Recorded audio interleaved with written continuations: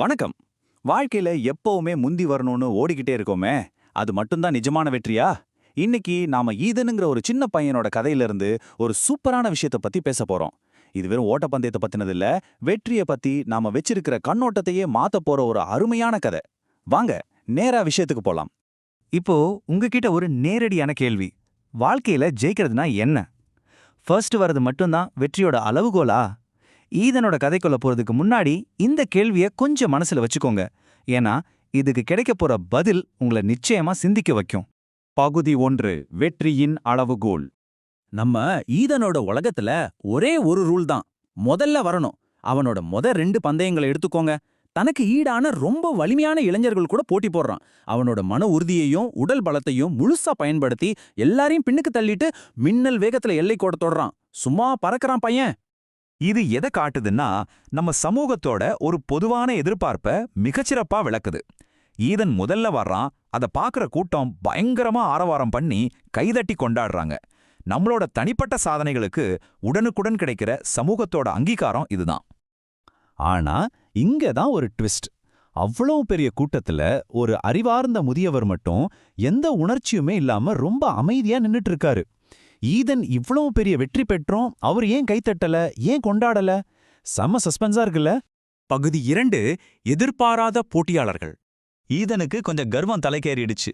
இன்னொரு பந்தயம் வைங்கன்னு கத்துறான். அப்போ அந்த முதியவர் முன்னாடி வந்து பந்தயத்தோட விதிகளையே மொத்தமா மாத்துறாரு. வலிமையோட உச்சியில இருக்கிற ஈதனுக்கு போட்டியா அவர் யார நிறுத்துறாரு தெரியுமா?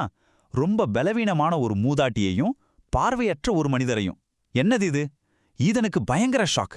இது என்ன மாதிரியான ஒரு பந்தயம்? ஈதனோட குழப்பத்தை பார்த்து அந்த முதியவர் ரொம்ப அமைதியா ஆனா ரொம்ப ஆழமான ஒரு பதில் சொல்றார். இதுவும் ஒரு பந்தயமே. அதாவது வாழ்க்கையில நம்ம எதிர்பார்க்கிற நமக்கு சாதகமான சவால்கள் மட்டுமே வராது. முற்றிலும் வித்தியாசமான, சில சமயம் முரண்பாடான விஷயங்களையும் நம்ம சந்திக்க வேண்டி இருக்கும் அப்படிங்கறத இந்த ஒற்றை வரி மிக அழகா புரிய வைக்குது. பகுதி 3, அமைதியான வெற்றி. அந்த 3வது பந்தயம் தொடங்குது. ஈதன் வழக்கம் போலவே முழு வேகத்துல ஓடி எல்லைக்கோட்டையே தொடுறான். நான் ஜெயிச்சிட்டேன்னு பெருமையா 2 கைகளையும் மேல தூக்குறான். ஆனா சுற்றிலும் மயான அமைதி. ஒரு கைதட்டல் கூட இல்ல, எந்த ஆரவாரமும் இல்ல. அந்த நிசப்தம் எவ்வளவு உறுத்தலா இருக்குன்னு யோசிச்சு பாருங்க. ஒரு தனி மனிதனோட வெற்றி இப்படிப்பட்ட ஒரு சூழ்நிலையில எவ்வளவு அர்த்தமற்றதா மாறிடுது. இப்போ ஈதனோட மைண்ட் வாய்ஸ் என்னவா இருக்கும்? நான் ஜெயிச்சிட்டேன். ஆனா இவங்க ஏன் சந்தோஷப்படல? இதே கேள்விய நான் உங்ககிட்ட கேக்குறேன். கூட ஓடுனவங்கள பின்னுக்கு தள்ளிட்டு நாம அடையிற வெற்றி சில நேரங்கள்ல இப்படிதான் ரொம்ப வெற்றித்தனமா ஒரு வெற்றிடமா மாறிடுமோ? பகுதி 4, ஒன்றாக முடித்தல். இந்த இடத்துல தான் மிக முக்கியமான ஒரு திருப்பம் நடக்கப் போகுது. அந்த முதியவர் இப்போ ஒரு புது நிபந்தனையை வைக்கிறாரு. மீண்டும் ஓடு, ஆனா இந்த முறை நீங்க 3 பேரும் ஒன்னா சேர்ந்து பந்தயத்தை முடிக்கணும். இது பந்தயத்தோட ஒட்டுமொத்த நோக்கத்தையே மாத்துது. கவனிச்சிங்களா? யார் வேகமா ஓடுறாங்கன்றதை தாண்டி ஒருத்தருக்கு ஒருத்தர் எப்படி சப்போர்ட் பண்ணிக்கிறாங்க அப்படிங்கிற இடத்துக்கு பந்தயம் நகருது. இப்போ ஈதனுக்கு விஷயம் புரிய ஆரம்பிக்குது. மெதுவா அவங்க 2 பேருக்கும் நடுவுல போய் நிக்கிறான். பார்வையற்ற நபர் அப்புறம் அந்த மூதாட்டி 2 பேரோட கையையும் ரொம்ப அன்பா பிடிச்சுக்கிறான். இப்ப அவன் ஓடல, ரொம்ப கவனமா அவங்க கூட சேர்ந்து நடக்கிறான்.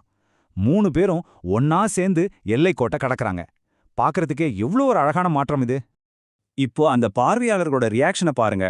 ஈதன் அவங்கள உதவி செஞ்சுக்கிட்டே எல்லைக்கோடு கடந்ததும் கூட்டத்தில இருந்து பலத்த ஆரவாரம், கைத்தட்டல் காத பிளக்குது.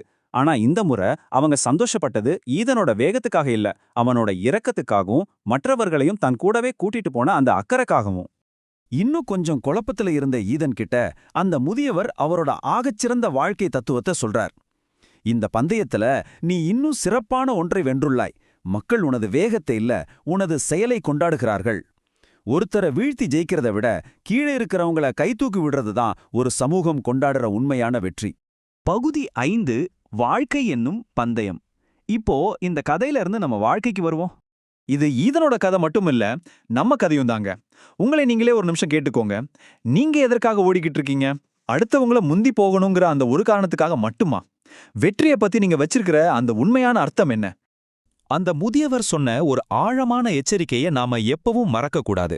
நீங்க எப்பவுமே எல்லாரையும் தோற்கடிக்கணும்னு மட்டுமே நினைச்சா ஒரு நாள் மக்கள் உங்களுக்காக கைத்தட்டுறத நிறுத்திடுவாங்க. இது 100க்கு 100 உண்மைங்க. மத்தவங்கள கீழே தள்ளிட்டு நாம அடையிற வெற்றி நம்மள ஒரு தனி தீவுல கொண்டு போய் நிறுத்திடும். அப்போ வாழ்க்கையோட சிறந்த பந்தயம்னா என்ன? ரொம்ப சிம்பிள்.